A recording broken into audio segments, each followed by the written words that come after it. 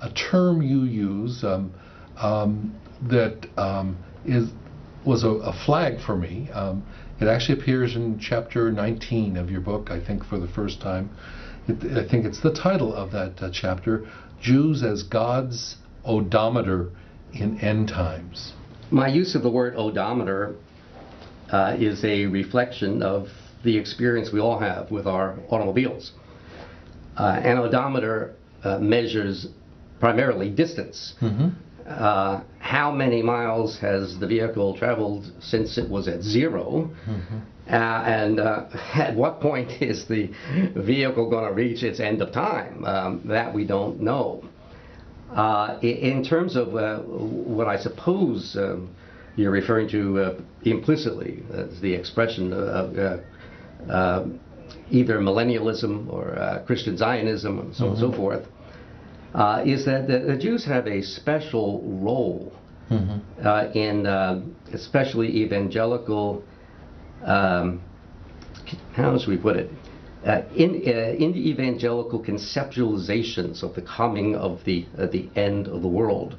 The Jews seem to be assigned a key role in that process, and therefore the imagery struck me.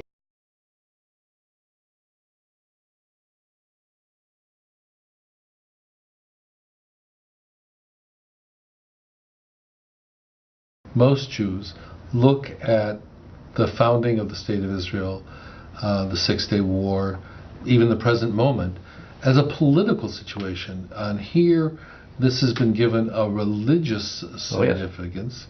And it reminds me in some ways of the opposite situation that exists among groups like the Satmar among Jews, where they refuse to give any religious credence or significance to the State of Israel, and insist that it is in some ways an apostate state until the Messiah comes.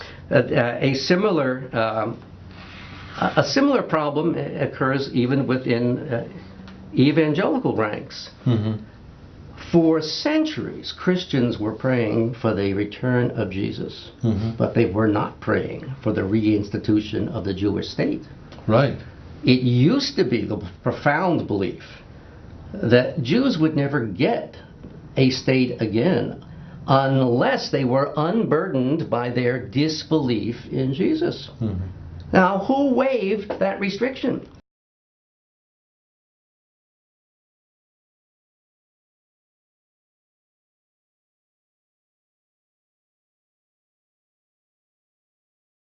Can you say a little bit about those gospel dynamics? For instance, what difference does it make vis-a-vis how Jews and the emerging church relate to the Roman power that is essentially controlling this region?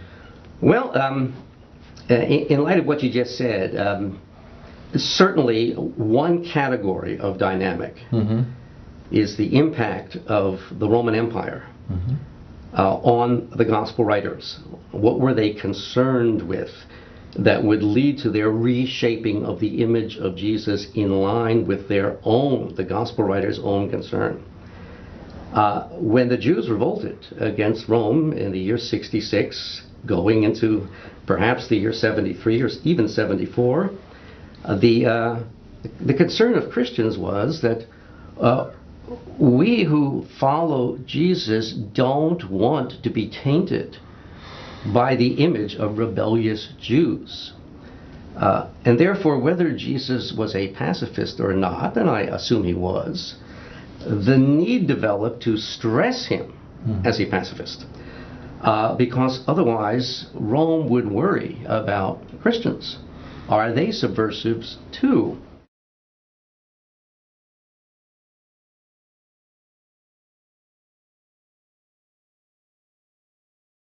And that's what I... Karl Barth's convening of major Protestant theologians after World War II, in which he proposed that the most important question after the events of the Holocaust would be, what would be the future relationship of the Jewish people and Christianity? is often pointed to as Yes. a new platform on which much of this thinking has grown. Absolutely. But I must say there are other examples besides two covenant theology, and I have the same problem with them. There has been a spate of books in recent decades about Judaism and Christianity as having a sibling relationship in ancient times. I love that idea, but I don't see it in the New Testament. I don't see it historically.